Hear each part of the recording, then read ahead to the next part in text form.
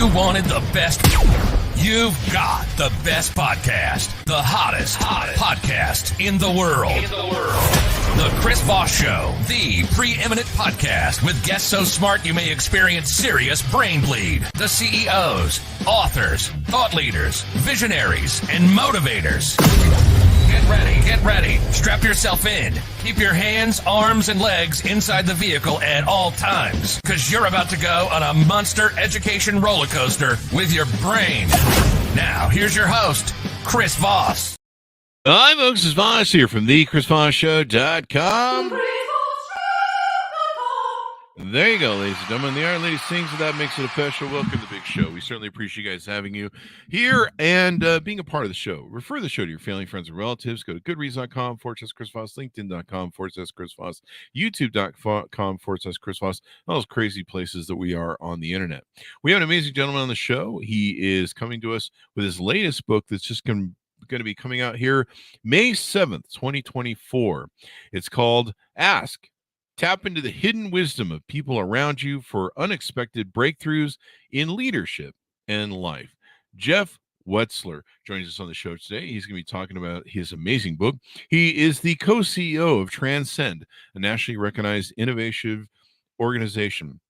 And he's an expert in learning and human potential with more than 25 years of experience. He combines unique leadership experiences in business and education as a management consultant to the world's top corporations, a learning facilitator for leaders around the world, and as a chief learning officer at Teach for America.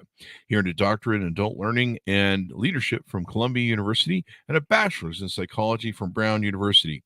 Based in New York, he is a member of the Aspen Global Leadership Network and is an Edmund Hillary Fellow. Welcome to the show, Jeff. How are you? I'm good. It's great to be here with you, Chris. It's wonderful to have you as well. Give us your .com so people can find you on the interwebs. Askapproach.com. Very simple. There you go. That's also my pickup strategy at bars. There you go. So is this your first book? This is the first book. Absolutely. Congratulations. These are always fun to do. So give us a 30,000 overview of your book, Ask. Tap into the hidden wisdom of people around you. Great. So the problem that the book is trying to tackle is the fact that all of us as individuals, leaders, people, family members, friends, we are surrounded by others in our lives. Those could be our bosses, our clients, our customers, our brothers, sisters, spouses, etc., who are holding inside their heads tremendously valuable thoughts, insights, perspectives, ideas, feedback for us that too often they just don't tell us and we never find out. We remain kind of in the dark with that. And are they hiding it from us because they have an evil agenda, or? Now, we can't rule out the possibility that they have an evil agenda. But in my experience, there's a lot that you can do to actually coax it out of them in ways that are good, not only for ourselves, but for them and for our relationships as well. And that's really what the book focuses on, how to do that. There you go. So an example of this could be, so years ago, I had my career company. We had been running for several years and it was doing well, but we were making a lot of money with mortgage companies. Okay. And I remember wanting to get into the white collar business because we were in the blue collar business of that. And my father worked at a mortgage company as a loan officer.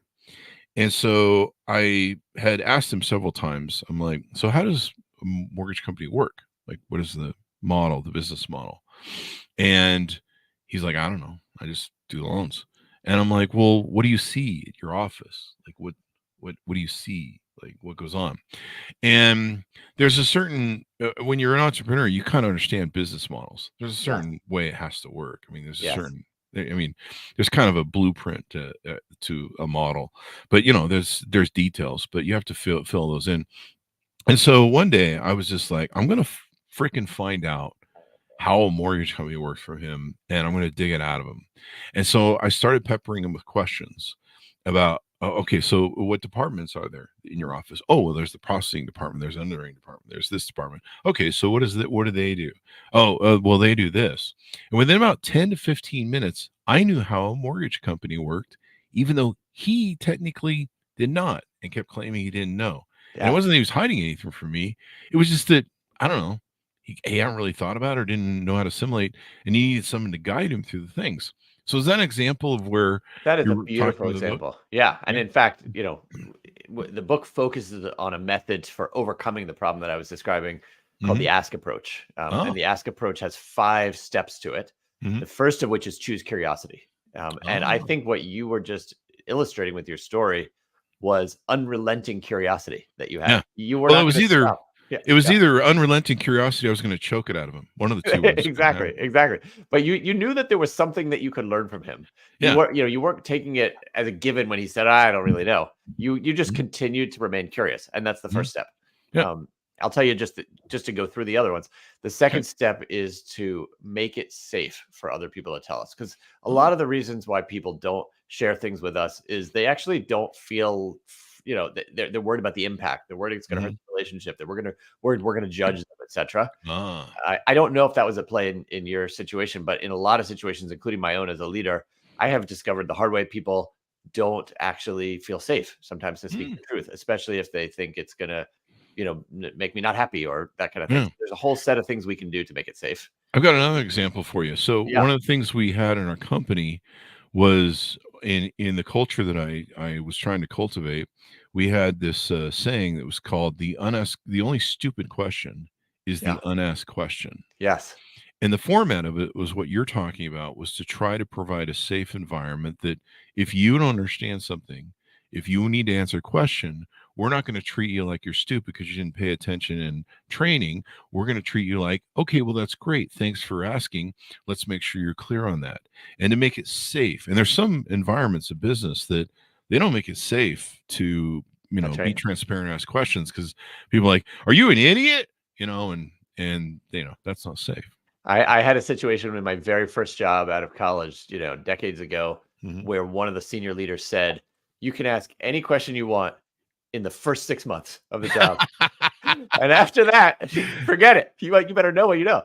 I asked him a question at like month 5.5, Yeah. and he chewed my head off. And I think he forgot we were still in the 6 month period. But at that point, I was not going to be asking him Here, any more sir, questions. Yeah, in the contract. exactly. Give us the other 3 if you would. Absolutely. So the third is what I call pose quality questions. Hmm. A lot of us think we know how to ask questions, but the truth is we never really get taught what's a good question versus what's a crummy question.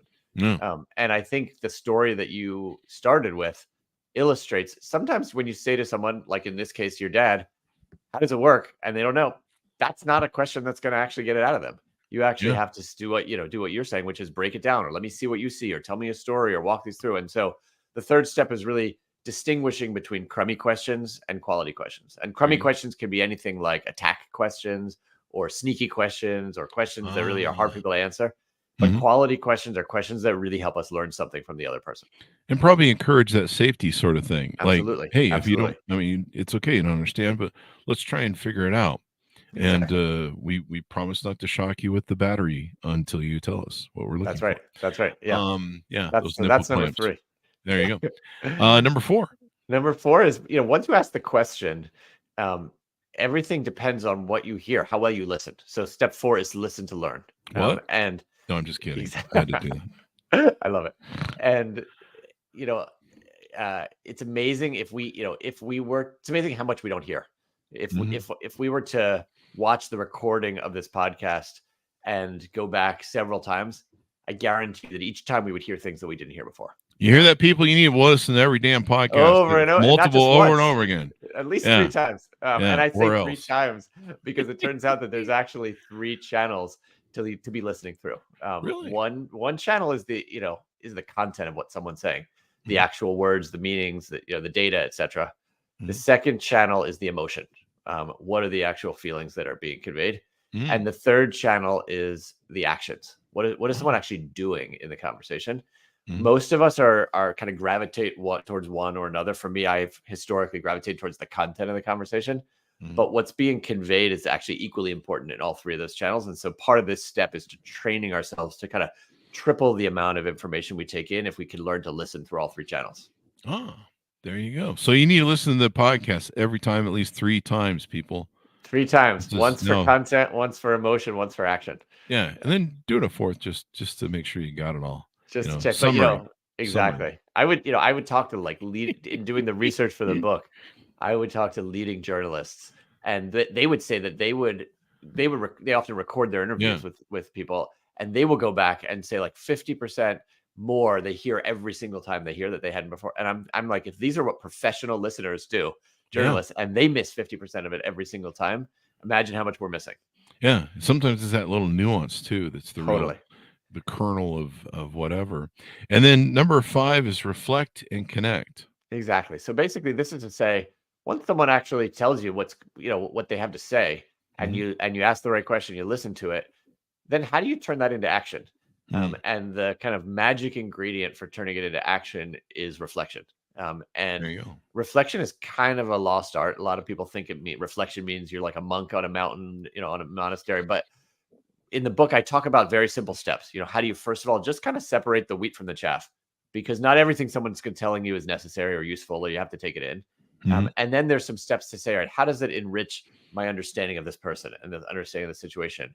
What am I going to do about this? What's the deeper meaning that I should be taking from this as well? And so we can break reflection down into a series of actionable steps. And then once we actually say, all right, here's what I'm taking away, it's really helpful to go back to the person who shared with you and say, first of all, thanks for sharing that. Second of all, here's what I'm going to do with what you said. And third of all, did I get it right? Because maybe there's something I got wrong. I don't know if you did that in the example with your dad, and you sort of said, here's what I got from it, or not. There might have been a follow-up. We ended up hiring him, but to show you how powerful that 10-minute to 15-minute conversation was, where I just walked him through what the procedures were and what are the departments, and so what is the licensing like that you have to do, and how do you do you know what the is there government licensing you have to get, or how does it work? Just that 10 to 15-minute conversation, we built a multi-million-dollar company out of $4,000 investment in brick and mortar times to a company that lasted for almost 20 years. And incredible. I mean, that's $1 billion in mortgages. Yeah. All that from a 10-minute conversation. All that from questions that you asked him. And intentional listening. And at the end, he still didn't even know. And I sat there just going, I've opened up the whole way it works to you in talking to you, and you still don't know how it works. Okay.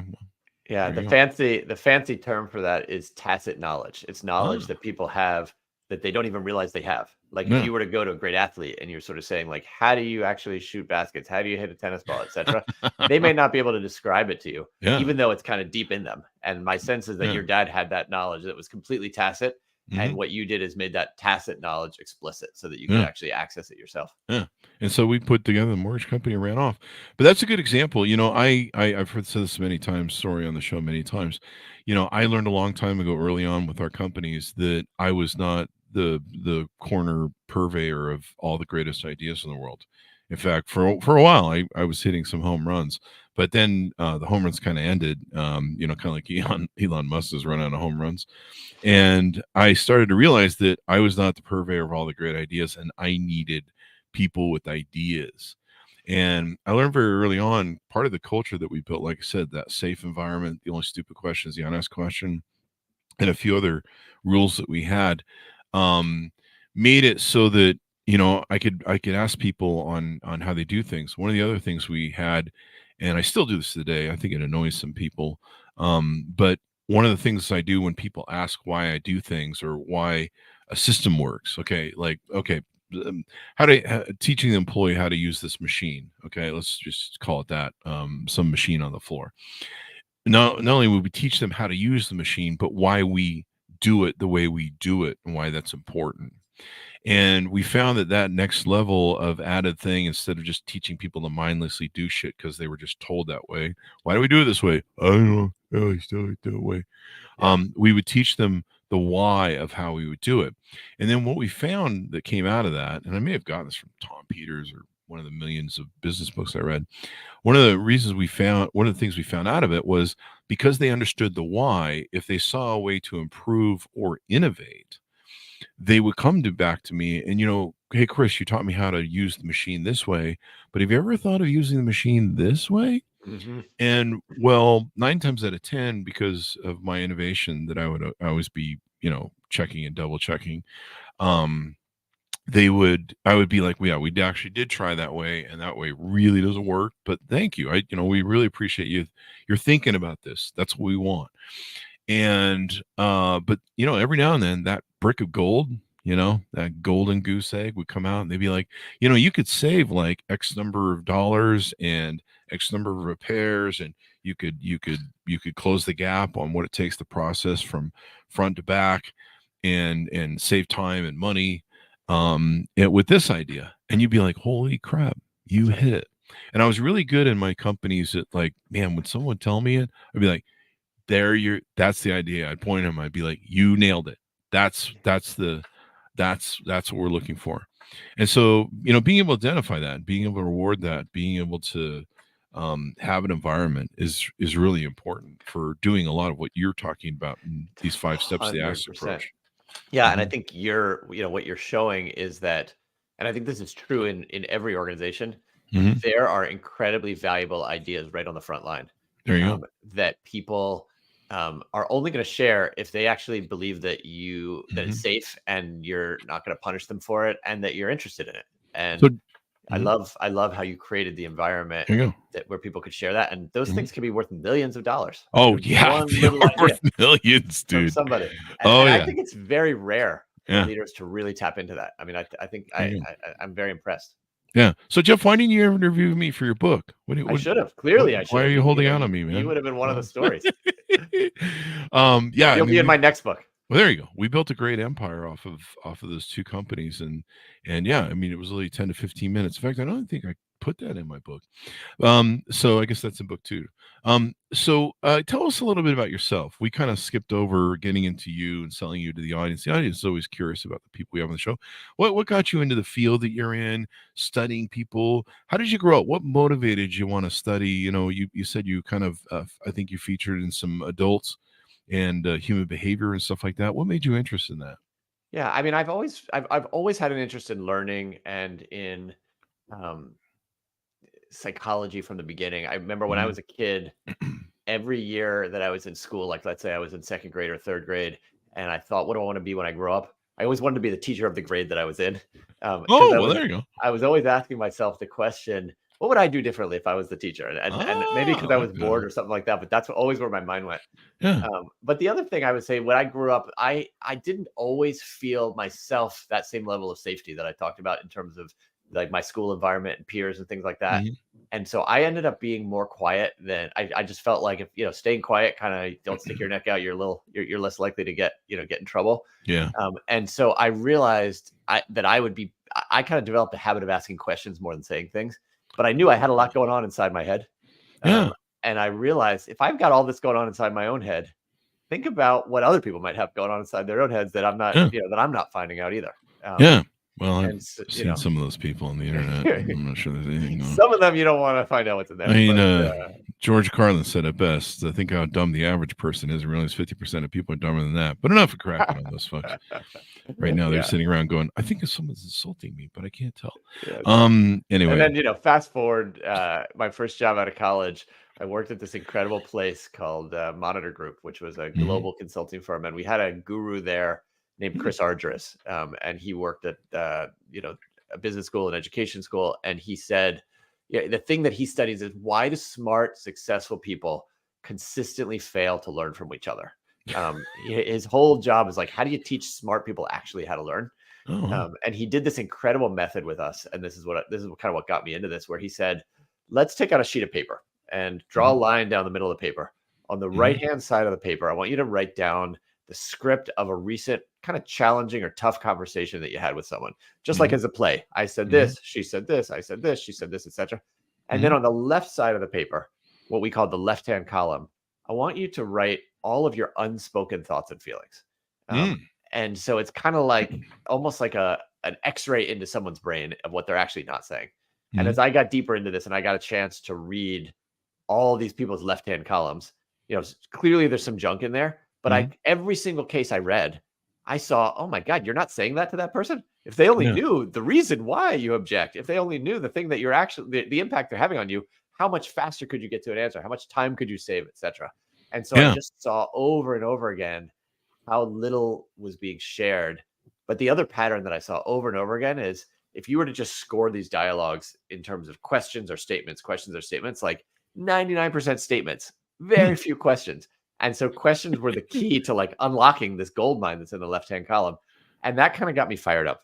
There you go. And so, you know, S- yeah, go ahead. So with that guru that you talked to, was it basically, in assessing whether smart people can learn, was that kind of like a sampling of the Dunning-Kruger sort of study where, you know, people who actually think they're smart maybe aren't quite as smart, and the people that know the limits of their knowledge, Yes, exactly.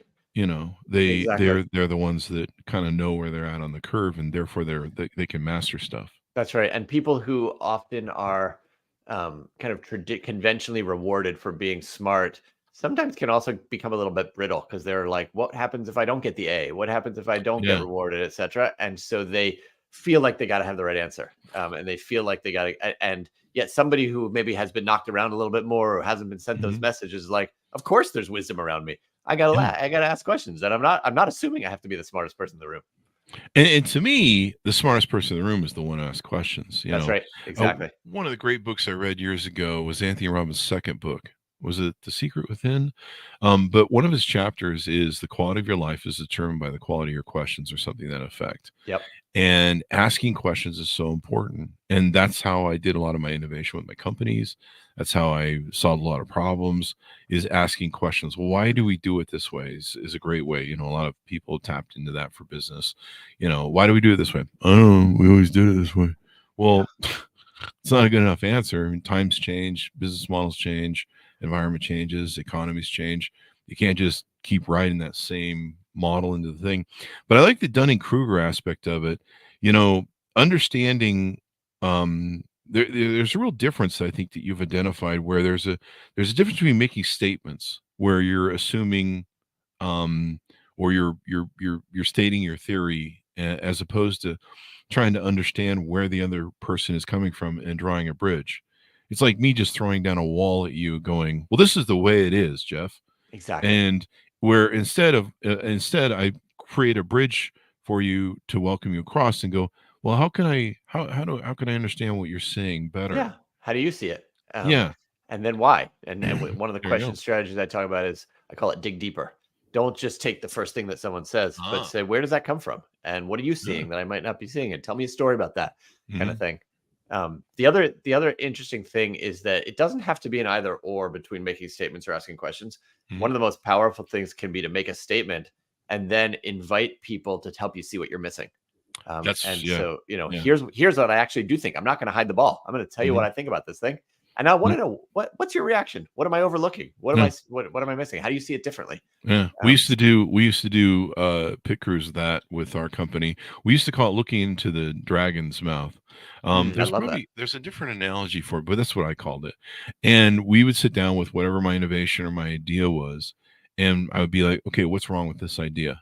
Yeah. Why is this not going to work? How can this fail? And if we were making a big financial decision, a purchasing decision, or something that was, going to take a little bit of capital or risk, or maybe change a business model a little bit that could disrupt the business, we'd sit down and we'd be like, what's the worst thing that can happen here? Yeah. Yeah. And once we could determine that we could live with looking in the mouth of the dragon, and if we got burned, and how we could mitigate the risk too was part of it. But yeah, a lot of it was like, what am I not seeing here? Yeah, And I mean, I feel like I really should have interviewed you for the book because I think that's another. I mean, that I just to sort of like focus on what you just said for a second. yeah, Two things stand out about that. One is again, you're creating safety for people because yeah, when you're saying to them, how could this go wrong? hmm They know that if they tell you why your idea is a terrible idea, you're not going to shoot them. You're actually going to be appreciative of them. yeah, So that's rare. And then the second thing is the very nature of your question. We call that inviting disconfirming data, where you're literally saying to people, "I disconfirming want you to data. disconfirm my theory as I to what's like going that. as to what I can do here." And most leaders do the opposite. They basically say, "Here's what we should do, and please follow me." Yeah, As bark opposed, orders. yeah, Rawr, bark rawr, orders rawr. and being seen as a good employee is one who says like, "Let's make it happen," as Yeah, opposed to "Here's what's going wrong." I bark orders after we flush out all the problems. Yeah, there you go. But Discombobulated data. I like that. But no, disconfirming data. Yeah, yeah, I'll send you a copy of my book. Some of it's in my book. I love it. But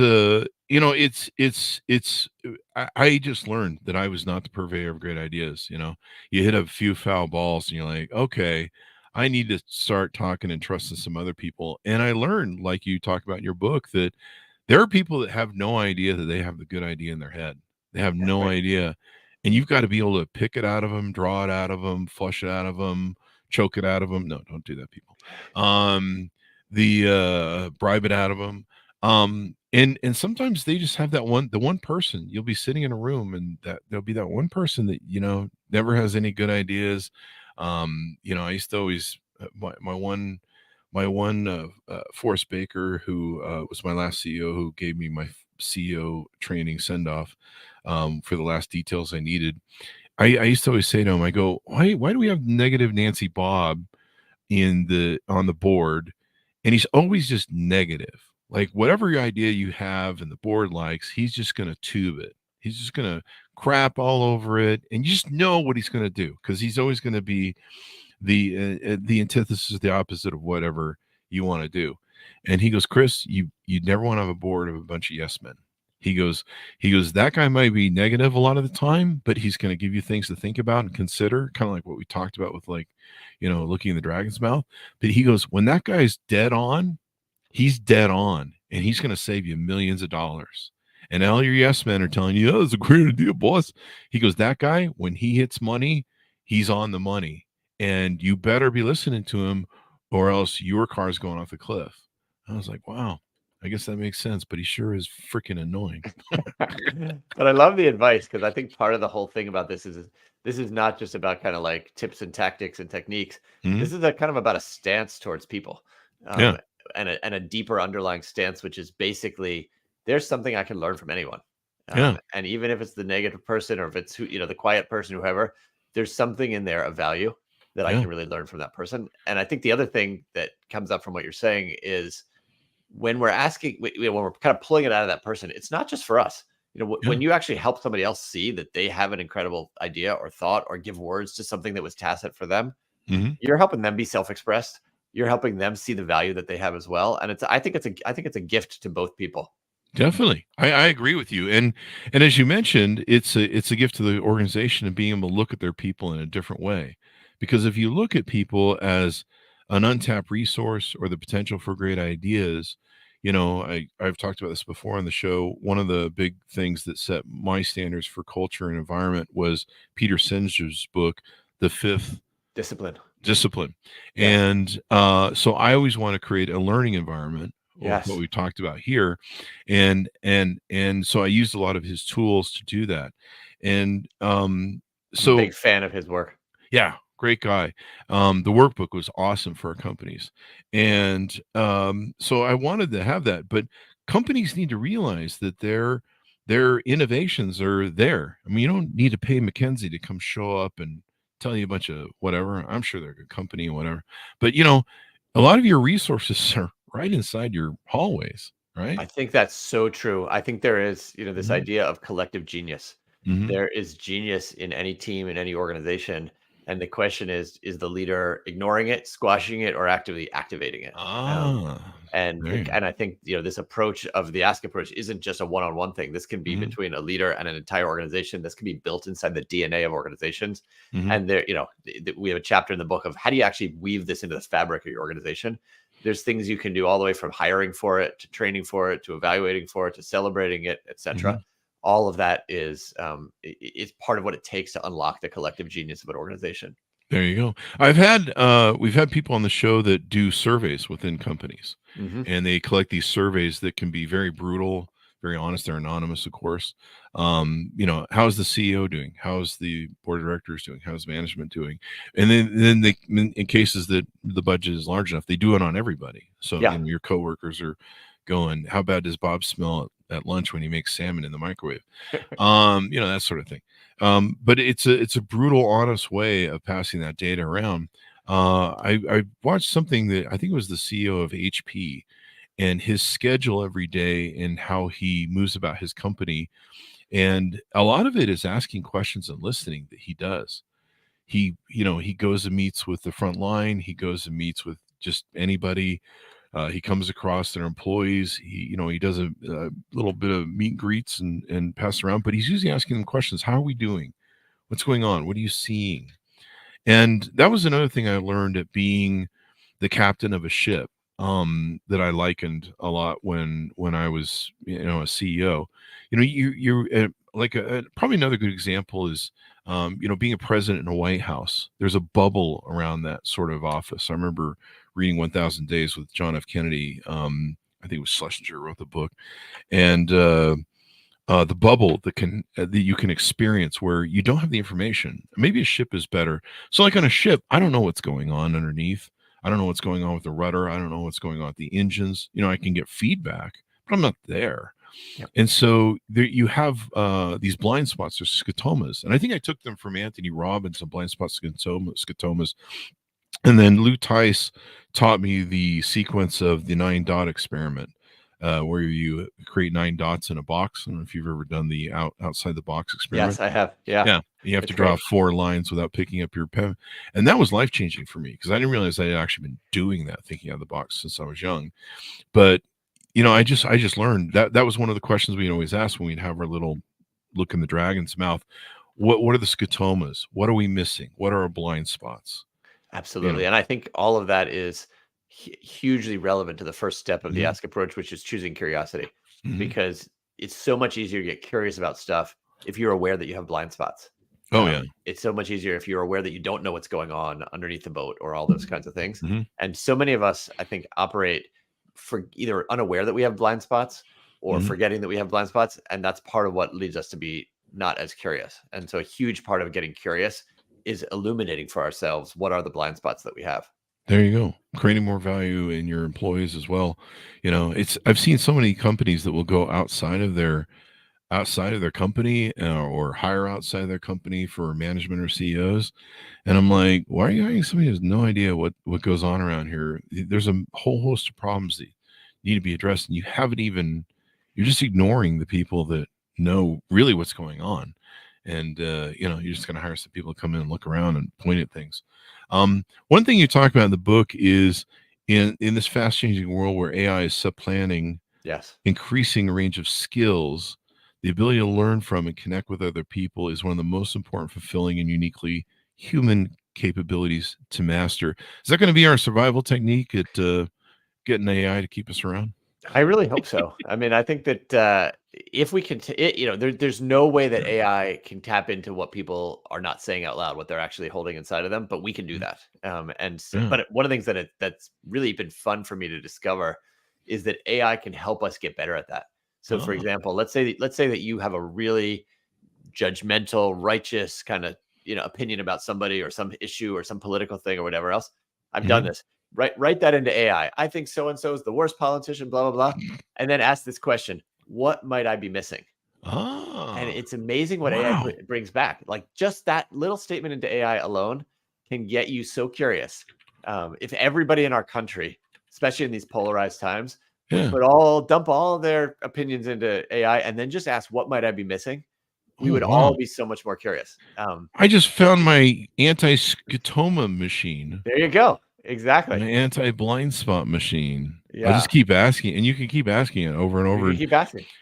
And what you talk about in the book is kind of how people are utilizing AI right now. It's all in the gaming of the questions and That's how you, exactly right. and maybe that's what's so beautiful about ChatGPT and other models is it brings us back to, because sometimes I'll ask it a question and it comes back with something really stupid. And I'm like, okay, well, the quality of my question clearly is the problem.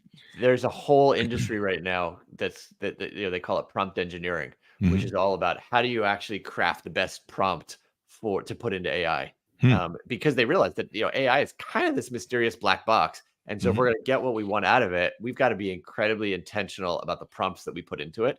Hmm. And what I've thought is, what if we could be that intentional about the questions we're asking other people who are also full of mystery as well? Yeah. And what's really interesting, there's an article I'm working on about this right now, is that literally the strategies of prompt engineering, the kinds of things that you do to get the best information out of AI, can Hmm. translate directly into the kinds of strategies and questions that we ask other people as well. So don't go to machines, go to real people. Go to real people. It's in It there. it makes all the difference in the world. Do you talk in their book about how to structure questions to ask better quality questions? Absolutely, absolutely. Yeah. So we talk about, I mentioned earlier, one of the kind of best first questions to ask someone is what I just call hear their headline. What's Mhm. the top level? What's your opinion about this? Where do you come down on this issue? What do you think about this, etc.? It's amazing how often people don't actually say their headline. They might say, I've got this story or this objection or this issue, but like, what do you actually really think? Is hear the headline. Then the next thing to structure is to dig what I call dig deeper. What makes Mm. you believe that? What leads you to say that? Where does that come from, etc.? Mm. But then don't stop there. The next step is what I call see what they see, and this Mm. I think you illustrated with your dad. Mhm. Tell me a story. What are some Mhm. examples? Illustrate that, etc. Mhm. And if we can hear someone's headline, really dig deeper into their reasons, and then see what they see, we're Mhm. getting a really rich view of their perspective and where it comes from. Yeah. There's a few others that I talk about. There's some examples. Yeah. One of the key things was my dad didn't know the process of how things go from beginning to end. That's a Mhm. business model. And so I asked him, okay, well, how does the process start? Okay, well, I write a loan. Okay, and what happens after that? Well, I take it to the processor. And okay, and what after that? Where does it go? And then, I mean, he pretty much walked me through the whole steps. And it was just wild that he didn't understand any of it. And even when I was done, he didn't understand it. But he was a good man. Um, one thing I wanted to ask you about was the quality of these questions are really important, and in getting people through them. Um, I've lost the question I had set up, but you mentioned, I don't know, I've lost whatever it was. Okay, Feel we'll free to come back. fill in a punt for me if you would. It'll come back. Well, so one of the other kinds of questions that we didn't yet talk about are feedback related questions, Ah, questions that can actually help people understand ourselves. And mm, so, obviously, there's the basic questions of what am I doing well, what can I do better, etc. The mhm, kinds of questions that we often overlook in that category are questions about what's the impact it had on you when I did that. Because it's one thing if someone says, "Well, you cut me off, or you jumped in too fast, or you need mm, to get better at this," but asking what's the impact often reveals something totally different that they're not going to tell you. The impact was I felt totally demotivated. The wow. impact was it shut me down. The impact was it made me curious, whatever it is.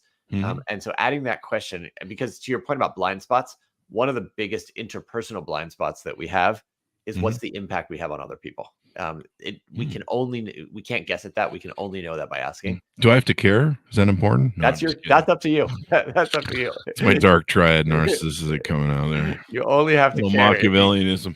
exactly, exactly. There you go. But no, it's an important point. The thing I was thinking about earlier that I lost Yeah. track on Oh, yeah. is, some of the things you're saying would work not only great for your friends, neighbors, relatives, in understanding them. It worked great in politics, but also worked great in interpersonal relationships, That's right. husband and wife teams, Absolutely. things of that nature. I tried to do that with politics. I went from being a W. Bush Republican, and once I saw that Dick Cheney was running the government and he was doing a bunch of religious stuff, I was like, no, I'm going over here. I didn't really wander that easy, but I wandered. Let's put it that way. And then I became a liberal, and now I find myself a moderate Democrat. And partly is because I've constantly, really asked questions in my head about, like, is this really the truth? Is this really reality? Is this just fantasy? Sounds like a Queen song. The caught in a anyway. So now I find myself as a moderate Democrat, and I've tried to look at both sides of the arguments on what people want. And what's interesting to me is by asking a lot of questions. Okay, so the left wants to do this and the right wants this. So how can we get everybody to achieve at least some of the goals they want, meet in the middle, and all agree? And when it used to be, I would look at the left or right and you think of, well, those idiots over there doing blah, blah, blah, and they must be stupid. They're stupid ideas. Now I try and look at their ideas and go, okay, well, maybe I can understand what they want to achieve and what they're trying to do. And maybe the way they're trying to do it isn't the way that we can all agree on. But how can we take what they want and try and find that agreement that we used to have before, with Tip O'Neill and before that era, where you could find common ground, people could agree in Congress and find what's the word I'm looking for? Compromise. Yeah, yeah. I totally agree with what you're saying. I feel, Yeah. in fact, I end the book in the epilogue with saying, how can we apply this in our divided times right now? Yeah. And I tell the story of a couple of years ago, I got into one of the, a rideshare taxi, and the driver had a hat and a bumper sticker that was like something that felt completely offensive to me. And I was like, how can I even be in this guy's car? Yeah. And then I said, you know what? I said, we got a 45-minute ride here. Let Yeah. me just ask him some questions. Let me Yeah. ask him, like, what makes you put that on your hat? And what's, where'd that come from? Whatever. By the end of the taxi ride, I kid you not, I wasn't ready to put the hat on myself, but I had a lot of respect for this guy. And Wow. not only respect, but appreciation for how he sees the world. There you go. And, I think to your point, when we might see someone as this person's stupid, Mhm. my fear for our country right now is we don't even just think that they're stupid. We think they're the enemy. The We enemy. think Yeah. that they're taking Yeah. us down. Yeah. And we've got to fight them. And my push to everyone is to say, what if we could actually put this lens on that says, what could I learn from this person? I don't have to Yeah. agree with him. I don't have to support them. But if I just say, what could I learn from this person? Mhm. There's always something interesting to learn. If only, how did they come to believe what they believe? Yeah. And usually when you do that, you find a lot more common ground, as you said.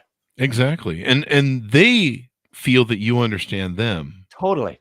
And so it's not us against them anymore. It becomes a scenario where, hey, let's work together to achieve what we both want. And we've had to do this throughout all of our societies. There's no one way to do everything, but maybe if you're a king or an authoritarian, you can do whatever you want, or else the head's lop off. Yeah. But we've found a balance of society, or at least we hope we have, where everyone can't get everything they want. Unless you're a billionaire, then they can. You just buy a politician and a SCOTUS judge. But for the most part, we've had to learn that there are certain rules that we abide by. We stop at the stop sign because we realize that, hey, if we all not stop at the stop sign, someone's going to get killed, and it might be me. I'm an atheist, and people will say, well, aren't you godless and moralist and everything else? And I am. But but they're like, well, what principles guide you where you're not, running around killing and murdering everybody? And I'm like, well, we only do that on Fridays. But also, I follow the golden rule. Doing to others as you want to do. I don't go robbing and pillaging and murdering, except on Fridays. And because I don't want to be the one who also gets murdered, robbed, and pillaged. So I just kind of find it's a good tool. But I love this asking questions and trying to understand people. And I like how you've done a thing where you're not just asking questions, you're really drilling down into it. And it sounds like from what you do in your book and you described in the Ask Method is finding out what not only that knowledge, but what motivates that. Exactly. Where does it come from? Not just the information, but the values and the life experiences and the stories and all of it. Yeah. And then at that point you go, see, you're batshit. I knew it all along. One of my mentors talks about this metaphor. She says, drilling for oil. She's like, no matter how crazy or bad someone seems, you keep digging about where'd that come from. You're gonna get to something that you can connect to. You just got to drill deep enough. I think the reason I think the way that I do about this, because I was kind of like you when I was younger. You talked about how you're younger, you used to watch everything and try and learn. And I was that quiet person. Were you? Interesting. Yeah. It's hard for people to imagine now because they never shut up now. But I was that quiet person. I was the people watcher, and I would always ask questions. But I grew up in a cult very early on. And my first memory is going, this is bullshit. And so I've always had to deal with why people believe crazy ass shit and question them. And it was very hard being in a cult as a kid, and people are telling you to shut up and yelling at you because you just need to have faith. And I'm like, well, I have some questions first. Is that cool? No.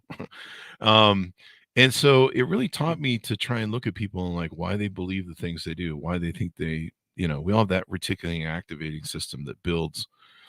Sometimes, if you decide one day that there's Martians walking amongst us and all the politicians are lizard people, your brain's going to build that whole dynamic for you.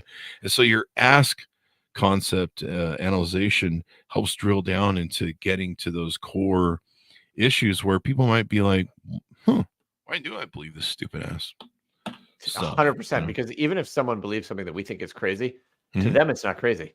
Yeah. They've got an internal logic that where it makes sense. Mhm. And at minimum, what we can do is try to understand that logic.